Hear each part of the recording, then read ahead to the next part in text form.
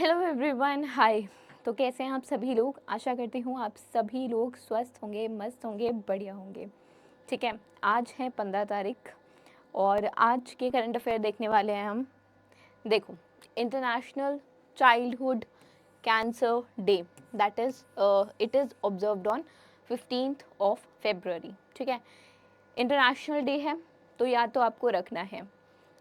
Childhood cancer day, childhood cancer day depicts की जो कम उम्र में, जैसे बच्चों को जब कैंसर हो जाता है तो कैंसर एक बहुत बड़ी बीमारी है उम्र के हिसाब से। जैसे कभी आप हॉस्पिटल अगर गए होंगे, मैं जैसे when I use to visit, ठीक है, ड्यू टू सम रीज़न, तो बहुत सारे बच्चे ऐसे होते थे कि गोदी में बच्चे हैं, उनका ईसीजी हो रहा है, हार्ट की प्रॉब्लम है, ठीक है, छोटे से बच्चे हैं। तो कैंसर वही है ना, बीमारी उम्र देख के नहीं होती। तो छोटे छोटे बच्चे और जब इतनी बड़ी बड़ी बीमारियां हो जाती हैं तो इट इज़ नॉट ईजी कि not easy for a child, even if also for their family, कि वो कैसे सरवाइव करते हैं, कैसे कितना इश्यूज़, कितनी तकलीफ़ें झेलते हैं। तो ओनली दे नो, राइट। तो प्रिवेंशन बहुत ज़रूरी है, अवेयरनेस क्रिएट करना भी बहुत ज़रूरी है। ठीक है, ग्लोबल इनिशिएटिव्स जो हैं चाइल्डहुड कैंसर के, दैट एम्स टू रिड्यूस, जो बच्चे हैं जिनको कैंसर हो रहा है, जो कैंसर से सफ़र कर रहे हैं, उनका जो सर्वाइवल रेट है, एक तो वो बढ़ जाए, 60% हो जाए 2030 तक। प्लस जितना अवेयरनेस क्रिएट होगी, जितनी, देखो अब जो चीज़ हो गई है, या इतने कम उम्र पे, काफ़ी छोटी उम्र में जब बच्चे इतनी बड़ी बीमारी से ग्रसित होते हैं, तो जो चीज़ हो गई है उसके लिए कुछ नहीं किया जा सकता। बट हाँ, सर्वाइवल रेट अगर बढ़ेंगे, लॉन्गर पीरियड के लिए बच्चे सर्वाइव कर पाएंगे, जी पाएंगे, तो that also is a victory. ठीक है, it is also considered to be that. चलो आगे चलते हैं, क्वेश्चंस देखते हैं। किस स्पेस एजेंसी ने सक्सेसफुली लॉन्च किया है पेस सेटेलाइट? ठीक है, पेस की फुल फॉर्म मैं बताऊंगी अभी आपको। The answer is NASA. NASA ने पेस सेटेलाइट लॉन्च किया है। And what is PACE? PACE is plankton aerosol climate ocean system satellite. तो नासा के द्वारा, national aeronautics and space administration, NASA के द्वारा लॉन्च किया गया है। एडमिनिस्ट्रेटर कौन है इसके? नासा के एडमिनिस्ट्रेटर हैं बिल नेल्सन।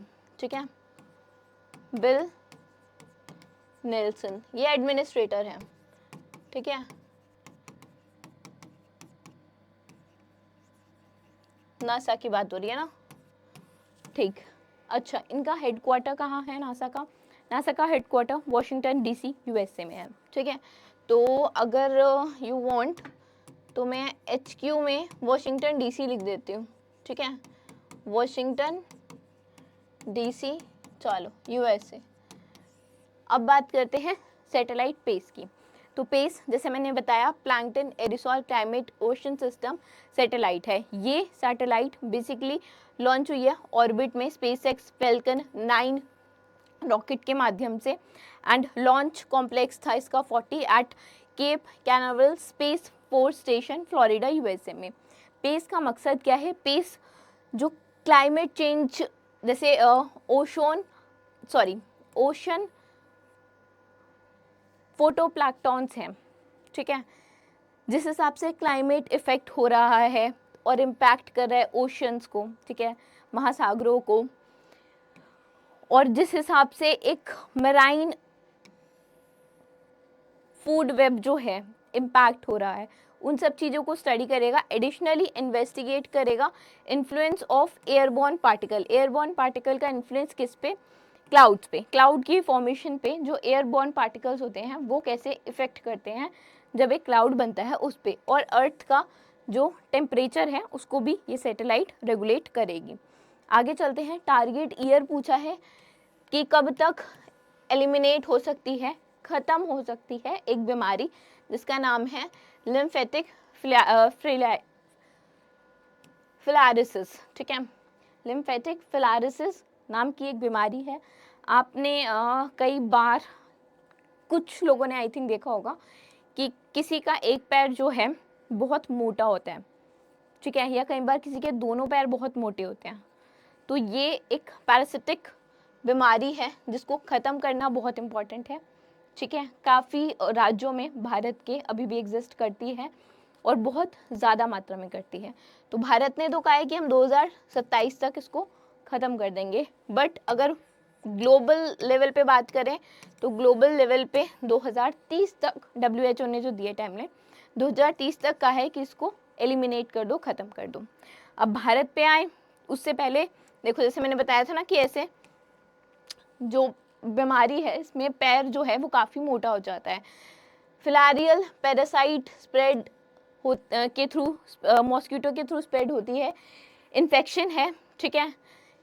नॉर्मल वेसल्स कुछ इस प्रकार होती हैं और जो डायलेटेड वेसल्स हैं वो जैसे सूजन के कारण जब बड़ी हो जाती हैं तो डायलेटेड वेसल्स भी ऐसी ही होती हैं, ठीक है। वेक्टर कंट्रोल सप्लीमेंट से किया जा सकता है, लार्ज स्केल ट्रीटमेंट प्रोवाइड किया जा सकता है, ठीक है। लार्ज स्केल पे ट्रीटमेंट भी प्रोवाइड किया जा सकता है और जिस हिसाब से ये फैलती है उस हिसाब से चिंता का विषय है। 92 डिस्ट्रिक्ट अक्रॉस 11 स्टेट्स, और इसमें भी अगले 2 हफ्ते तक कैंपेन चलेगा ताकि इस बीमारी को ख़त्म करने के प्रयास किए जाएं। ये कैंपेन बेसिकली डिजीज़ का जो ट्रांसमिशन है एक से दूसरे में, जैसे जब बीमारी फैलती है तो उसको हम ट्रांसमिशन कहते हैं, ठीक है। तो जो डिजीज़ का ट्रांसमिशन है, by providing free preventive medication to resident in the areas जहाँ पे भी अफेक्टेड है। अगर एपिडेमिक स्टेट्स की बात करोगे तो 11 हैं, असम, बिहार, उत्तर प्रदेश, झारखंड, उड़ीसा, छत्तीसगढ़, कर्नाटका, केरला, मध्य प्रदेश, वेस्ट बंगाल, गुजरात, ठीक है। ये कैंपेन में पार्टिसिपेट भी कर रहे हैं। 345 लिम्फेटिक फिलारिसिस एपिडेमिक डिस्ट्रिक्ट्स हैं 20 स्टेट्स में और यूनियन टेरिटरीज हैं, ठीक है, जिसमें अभी करंटली ये एपिडेमिक है। 75% मास ड्रग एडमिनिस्ट्रेटर डिस्ट्रिक्ट्स जो हैं वो 5 स्टेट से हैं, 75%, बिहार, झारखंड, यूपी, उड़ीसा एंड तेलंगाना, ठीक।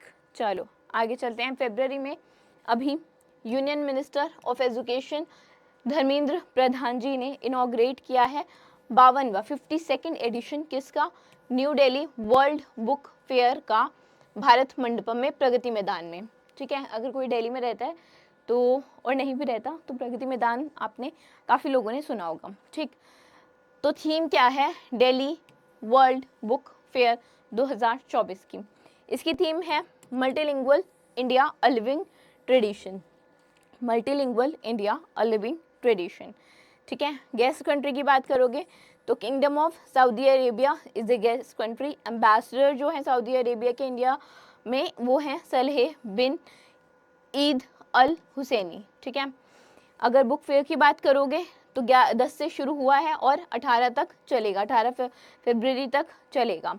ऑर्गेनाइज किया गया है नेशनल बुक ट्रस्ट के द्वारा, ठीक है, और ITPO के under, basically ministry of industry and commerce के अंदर ये ऑर्गेनाइज किया जा रहा है बुक फेयर। आगे चलते हैं और एक बार इस ओकेजन पे और क्या क्या हुआ वो भी देखते हैं। इस ओकेजन पे लाइक जब बुक फेयर के ओकेजन पे जो धर्मेंद्र प्रधान जी हैं यूनियन मिनिस्टर, उन्होंने लॉन्च किया national digital library for all, right, as पर the budgeted 23 to 24 national e library, digital library है। इसमें बहुत सारी नॉन अकेडमिक एडोलसेंस काफ़ी बुक्स जो हैं वो होने वाली हैं इस ई लाइब्रेरी में, बच्चों के लिए भी बड़ों के लिए भी, ठीक है। उन्होंने इनोवेटिव ई लर्निंग प्लेटफॉर्म ई जादुई पिटारे को भी लॉन्च किया, ठीक है, जो नेशनल एजुकेशन पॉलिसी के तहत it is in line with national education policy, ठीक है, जिसमें पजल्स, रिडल्स, स्टोरीज, काफ़ी चीज़ें हैं।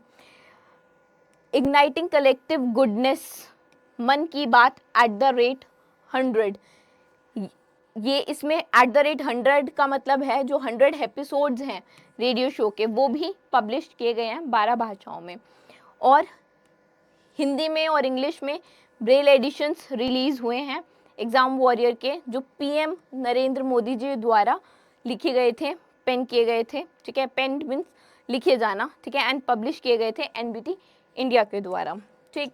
आगे चले, नेक्स्ट देखें। चलो नेक्स्ट देखते हैं एक बार।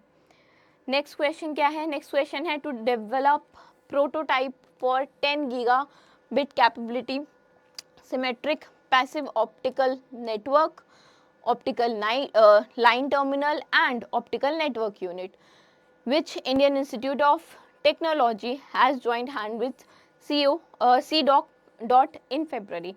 C डॉट के साथ IIT खड़गपुर है, ठीक है। IIT खड़गपुर और C डॉट ने बेसिकली हाथ मिलाए हैं, you can say they have joined hand. और क्यों मिलाए हैं ये हाथ, क्यों की है दोस्ती? बेसिकली इन्होंने एक जॉइंट वेंचर किया है ताकि ये लोग प्रोटोटाइप्स डेवलप कर सकें for 10 gigabit capable symmetric passive optical network, optical line terminal और ऑप्टिकल नेटवर्क यूनिट को डेवलप किया जा सके, ठीक। तो इस एग्रीमेंट के माध्यम से ये जो साइन किया गया है, telecom technology development fund scheme जो डिपार्टमेंट ऑफ टेली कम्युनिकेशन की है, वो इसी एग्रीमेंट के अंदर साइन हुआ है, ठीक है। ऑप्टिकल नेटवर्क की बात करोगे, देखो जब भी अगर आपने स्कूल में फिजिक्स में, ठीक है, एक चीज़ पढ़ी होगी ऑप्टिकल फाइबर के बारे में, तो आप ऑप्टिकल नेटवर्क को थोड़ा बहुत समझ पा रहे होंगे। ऑप्टिकल फाइबर अगर पढ़ा होगा, ये एक केबल होती है, ठीक है, जिसके माध्यम से आप डेटा नेटवर्क ट्रांसफ़र कर सकते हो, ठीक है। बेसिकली सिग्नल्स कैरी करता है और सिग्नल TIR के माध्यम से, टोटल इंटरनल रिफ्लेक्शन के माध्यम से ऑप्टिकल फाइबर में, जैसे मान लो ये केबल है, ठीक है, तो टोटल इंटरनल रिफ्लेक्शन पढ़ी थी ना हमने कि जब सिग्नल ऐसे जा रहा है, bend back this this this and so on, और जो दूसरा एंड है मान लो यहाँ पे रिसीव होना है, तो जब ऐसे जाएगा and it got received here, ठीक है। तो ऑप्टिकल फाइबर बेसिकली आप कह सकते हो ग्लास या प्लास्टिक की ऐसी वायर्स हो गई, स्ट्रैंड्स हो गए, जो सिग्नल, लाइट सिग्नल कैरी करते हैं और लॉन्ग डिस्टेंस में जब भी ट्रैवल करना होता है सिग्नल्स को, तब ऑप्टिकल फाइबर के माध्यम से ही कैरी किया जाता है सिग्नल्स को, ठीक है। जैसे ओशंस में क्या किए जाते हैं, जो आप टावर, मोबाइल में आपके टावर आते हैं, ठीक है, सिग्नल जो आप यूज़ कर पा रहे हो, कॉल जो कर पा रहे हो, टावर लगते हैं, ठीक है। सिम जो आप यूज़ करते हो जिसमें नेटवर्क होता है, तो नेटवर्क टावर्स लगते हैं। नेटवर्क टावर्स की जो लाइंस जाती हैं वो कहाँ से जाती हैं? वो ओशन से जाती हैं, ठीक है। इतना हैवी, इतने वायर्स होते हैं, इतनी चीज़ें होती हैं, सब ऑप्टिकल फाइबर है, ठीक है। तो optical network is also the transmission of data over long distance. जब हाई स्पीड में, हाई बैंडविड्थ में जब डेटा ट्रांसफ़र करना होता है तो ऑप्टिकल फाइबर के थ्रू, ऑप्टिकल नेटवर्क के थ्रू किया जाता है। CDOT की बात करें तो they have also signed a pact with IIT Roorkee, ठीक है। और इस IIT रुड़की के साथ मिलके they are developing a 140 gigahertz fully integrated transmitter और रिसीवर मॉड्यूल 6G और उससे भी आगे के लिए 6G 7G उन सब के लिए।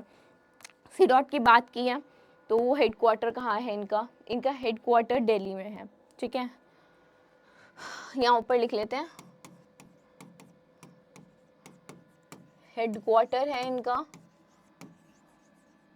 दिल्ली में। और अगर एस्टेब्लिशमेंट ईयर कोई पूछ ले तो अगस्त 1984, ठीक है, एस्टैब्लिशमेंट ईयर हो गया। और इनके CEO हैं राजकुमार उपाध्याय जी, ठीक है। इरेज हो रहा है ये, ओके। हेडक्वार्टर और CEO राज कुमार उपाध्याय जी हैं, ठीक है। आगे चलते हैं। अगर आप बात करोगे financial times global MBA ranking की, तो रैंकिंग आई है जिसमें 31वीं ग्लोबल लेवल पे 31वीं जो रैंक आई है, बिजनेस स्कूल्स की रैंक है, ठीक है। तो बेस्ट इंडियन बिजनेस स्कूल का जो रैंक मिली है वो किसको मिली है, या जो अवार्ड मिला है वो किसको मिला है? वो मिला है इंडियन स्कूल ऑफ बिजनेस को, ठीक है। 31वीं रैंक है ग्लोबल लेवल पे best management school in India है, इसका खिताब मिला है इन्हें, ठीक है। एंड इसके बाद IIM अहमदाबाद 41 रैंक पे है ग्लोबली की अगर बात करो तो, ठीक है। देन IIM बेंगलोर 47 पे, देन IIM कलकत्ता 67 पे, उसके बाद IIM लखनऊ 85 पे, then Saint Xavier School of Management जो है वो 99 पे है। Then University of Peninsula USA में है, वॉटन, इन्होंने टॉप किया है ग्लोबली अगर बात करो, ठीक है। उसके बाद फ्रांस इंसीट सेकेंड स्पॉट पे है, कोलंबिया बिजनेस स्कूल और इटली का SDA balcony school of management third पे है। देन स्पेन का IESE बिजनेस स्कूल फिफ्थ पे है। फाइनेंशियल टाइम्स MBA रैंकिंग, जो भी MBA रिलेटेड, जहाँ पे जो भी इंस्टीट्यूट, यूनिवर्सिटी, कैंपस कुछ भी है, कॉलेज जो MBA रिलेटेड है, जो MBA की तैयारी करवा रहे हैं, या जो MBA का जो फुल टाइम कोर्स है या डिग्री कोर्स बोल लो, सर्टिफिकेट भी होता है, और मतलब MBA आप ये कह सकते हो, MBA 1.5 साल का भी होता है, बहुत लोग करते हैं 2 साल फुल कोर्स भी करते हैं बहुत लोग। तो जो भी university who all are recognised world wide for MBA, उनकी रैंकिंग होती है, और जो सबसे बेस्ट होता है उसे टॉप रैंकिंग दी जाती है। इंडिया में जो टॉप रैंकिंग मिली है इंडियन स्कूल ऑफ बैंकिंग को मिली है, ISB को मिली है, एंड ग्लोबली उसकी रैंक 31 है। आगे चले, 2024-5 वाली जो टर्म है उसमें कौन इलेक्ट हुआ है प्रेसिडेंट, किसका? ICAI, institute of chartered accountants of India. Institute of chartered accountants of India के अभी जो प्रेसिडेंट नियुक्त हुए हैं, इनका नाम है रंजीत अग्रवाल जी, ठीक है। क्या नाम है? रंजीत अग्रवाल जी। प्रेसिडेंट तो ये नियुक्त हुए हैं, इनका हेडक्वार्टर कहाँ है? अगर ICAI के प्रेसिडेंट पूछोगे तो आंसर है रंजीत अग्रवाल जी। हेडक्वार्टर कहाँ है? हेडक्वार्टर है दिल्ली में, ठीक है। अच्छा, ये जुलाई में 1949 में इस्टेब्लिश हुआ था, ठीक है।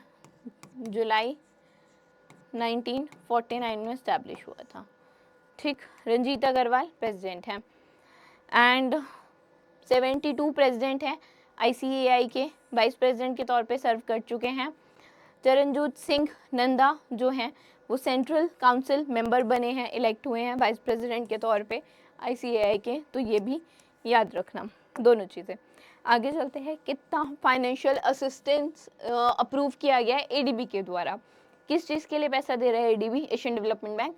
ताकि जो फ्लड है या रिवर बैंक पे जो इरोजन को मैनेज करना, और इरोजन के रिस्क को मैनेज करने के लिए या फ्लड को मैनेज करने के लिए कहाँ पे जो 650 किलोमीटर की बॉर्डर लाइन है, स्ट्रीम लाइन है ब्रह्मपुत्र रिवर की असम में, तो असम में ब्रह्मपुत्र रिवर की जो 650 किलोमीटर की स्ट्रीम लाइन है, मेन लाइन है, बॉर्डर लाइन है, उस जगह पे फ्लड हो गए या सॉइल इरोजन हो गया, उसके रिस्क को मैनेज करने के लिए ADB, Asian development bank 200 million US$ दे रहा है, ठीक है।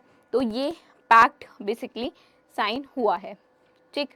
Project intervention include stabilizing 60 kilometre तो रिवर बैंक्स पे, 52 किलोमीटर इंस्टॉल होगा प्रो स्टिलेशन मेजर्स में, और 4 kilometre it will be building 4 kilometre of climate resilient flood embankment. 5 priority districts में होगा, और 5 प्रायोरिटी डिस्ट्रिक्ट्स कौन से हैं? डिब्रूगढ़, गोलपाला, कमरूप रूरल, मोरीगांव एंड तिनसुकिया, ठीक है। एंड अगर ADB की बात करोगे तो मनीला फिलीपींस में हेडक्वार्टर है, ठीक है।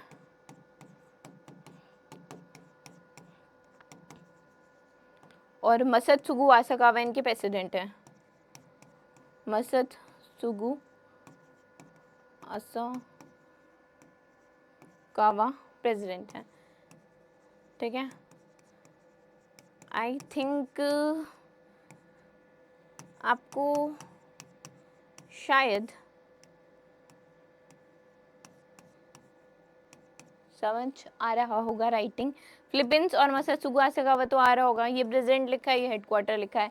एंड ईडीबी की बात करें तो ईडीबी का हेडक्वार्टर और प्रेजेंट की बात बता रही हूँ मैं। चलो आगे चलते हैं। Which of the following companies have received final authorisation from RBI to operate as payment aggregator in February. RBI से अभी फेब्रुअरी में जस्ट पे, जोहू और डिसेंट्रो ने पेमेंट एग्रीगेटर की तरह काम करने के लिए इन्होंने अभी आरबीआई से अप्रूवल प्राप्त कर लिया, ऑथराइजेशन प्राप्त कर लिया। पेमेंट एग्रीगेटर होता क्या है, और अभी आप कुछ टाइम से अगर डेली करंट अफेयर को फॉलो कर रहे हो तो यू हैव रियलाइज्ड कि बहुत सारे जस्ट पे, जोहो, अभी जोमेटो का था, तो काफ़ी सारी जो एंटिटीज़ हैं, काफ़ी सारी जो कंपनीज़ हैं, वो पेमेंट एग्रीगेटर बनने के लिए अप्लाई कर रही हैं एंड रिसीव कर रही हैं अप्रूवल। ठीक है, कुछ रिजेक्ट भी होता है बट जनरली अप्लाई कर रहे हैं, रिसीव कर रहे हैं। तो क्यों बार बार पेमेंट एग्रीगेटर क्यों बनना है सबको? देखो, अभी जो पेमेंट एग्रीगेटर जब स्टार्ट हुआ था, यूपीआई की अगर बात करो तो फिलहाल जो 3 मेजर डोमेन्स हैं वो हैं गूगल पे, फ़ोन पे और पेटीएम। ठीक है, अब पेमेंट एग्रीगेटर क्या करता है? मैं एक व्यक्ति हूँ, ठीक है, जीती जाती इंसान हूँ आपके सामने, मेरा नाम यतिका है, तो मैं यहाँ वाई लिख लेती हूँ। ठीक है, अब ये है क्लाइंट या कस्टमर जो मैं हूँ। मैंने अमेज़ॉन से एक प्रोडक्ट खरीदा, कोई भी XYZ प्रोडक्ट खरीदा। ठीक, ये है मेरा बैंक, मान लो बी फॉर बैंक और B for Bank of Baroda मेरा अकाउंट है, मान लो एग्जांपल के लिए इंडियन बैंक में, बैंक ऑफ बड़ौदा में, किसी में भी मान लो, कुछ भी मान लो। ठीक है, तो जब मैं कोई ट्रांजेक्शन करूँगी, ठीक है, मान लो मैंने बैंक भी हटा दो, चलो आसानी से समझ में आ जाएगा अगर हम एग्जाम्पल ही पेटीएम का, गूगल पे का, ठीक है, या फ़ोन पे का ले लें। तो पेटीएम, गूगल पे, फ़ोन पे, मैंने किसी भी चीज़ को यूज़ करके क्या किया, मैंने एक पेमेंट की, और पेमेंट जो है उस पेमेंट को करके मैंने अमेज़ॉन से कुछ चीज़ खरीद ली। अब ये जो पेमेंट है, हमें दिखता है कि मैंने गूगल पे का यूज़ करके या मान लो पेटीएम का यूज़ करके अमेज़ॉन पे पेमेंट कर दी। ये हमें दिख रहा है कि मैंने की और एकदम से मेरे पास मैसेज आ गया कि आपकी पेमेंट हो गई है and you have bought the product. ठीक है, ये हमें लगता है कि अमेज़ॉन के पास वो पेमेंट चली गई है विद इन दोज सेकेंड्स। ठीक है, बट जर्नली क्या होता है, एक टाइम पीरियड होता है, यहाँ पे पेमेंट कलेक्ट होती है एंड देन जो मर्चेंट होता है, अमेज़ॉन हो गया, फ्लिपकार्ट, कोई भी हो गया, उसको देन पेमेंट की जाती है। ठीक है, तो एक यहाँ पे ये पेमेंट एग्रीगेटर का काम करता है। तो एक अब जोमेटो है या कोई भी XYZ है, तो अभी वो पेमेंट एग्रीगेटर नहीं है, अगर जैसे अमेज़ॉन तो है। ठीक है, तो जब कोई कंपनी पेमेंट एग्रीगेटर नहीं होती है तो उसको ऐसे सहारे लेना पड़ता है किसी भी पेमेंट एग्रीगेटर का। जब वो खुद ही पेमेंट एग्रीगेटर बन जाएगा, या अमेज़ॉन पे है ना, ठीक है, तो जब वो खुद ही पेमेंट एग्रीगेटर बन जाएगा तो उसको किसी का सहारा लेने की ज़रूरत नहीं पड़ेगी। ये छोटी सी बात थी। ठीक है, I hope it is clear. तो अभी तो लिया है, एंड प्लस जैसे मैंने अभी आपको बताया था कि इससे पहले भी जोमेटो और स्ट्राइप, टाटा पे, इन सब ने भी पेमेंट एग्रीगेटर का लाइसेंस ले लिया है। ठीक है, 1 फरवरी को जोहो को और बाकी 2 को 6 फरवरी को अप्रूवल मिल गया है। पेमेंट एग्रीगेटर लाइसेंस जो मैंने अभी बताया, it is the same thing, वही लाइन में मेंशन है जो मैंने अभी आपको पिक्टोरियली और बोल के समझा दी। हाल ही में LIC ने इंक्रीज़ की है अपनी शेयर होल्डिंग नवीन फ्लोरिन इंटरनेशनल लिमिटेड में। 5% से इनकी जो शेयर होल्डिंग है वो 7% हो गई है। तो यू कैन से 7.071 जो है बी आंसर वो करेक्ट है। LIC की बात करोगे तो LIC का जो हेडक्वार्टर है वो कहाँ पे है? मुंबई, महाराष्ट्र में है। ठीक है, और इनके चेयरमैन का नाम क्या है? इनके चेयरमैन का नाम है सिद्धांत मोहंते। ठीक है, ये 1-2 चीज़ें बार बार आती ही रहती हैं। आई थिंक अब तो आपको भी याद हो गया होगा। LIC हो गया, IC बैंक्स हो गए, या इंश्योरेंस कंपनी हो गई, या कई बार होता है कि बहुत सारी एंटिटीज ऐसी होती हैं जो रिपीटेड होती हैं, जिनके चेयरमैन और हेडक्वार्टर्स ADB हो गया, लोन प्रोवाइड करता है, ठीक है। तो बोल बोल के जब मुझे चीज़ें ऑटोमेटिकली याद हो जाती हैं, तो आपको तो सुनते हो आप आराम से, ध्यान से, है ना, तो आपको तो डेफिनेटली होती होंगी, राइट। चलो आगे चलते हैं। अलेक्जेंडर स्टब प्रेसिडेंट बने हैं किस कंट्री के, ठीक है। अच्छा, इस कंट्री की जो कैपिटल है वो हेलसिंकी है, यूरो करेंसी है, एक मिनट, हेलसिंकी, हाँ ठीक है, यूरो जो है इसकी करेंसी है, प्लस पेट्रियो ओरपो जो है वो इसके पीएम है, ठीक है।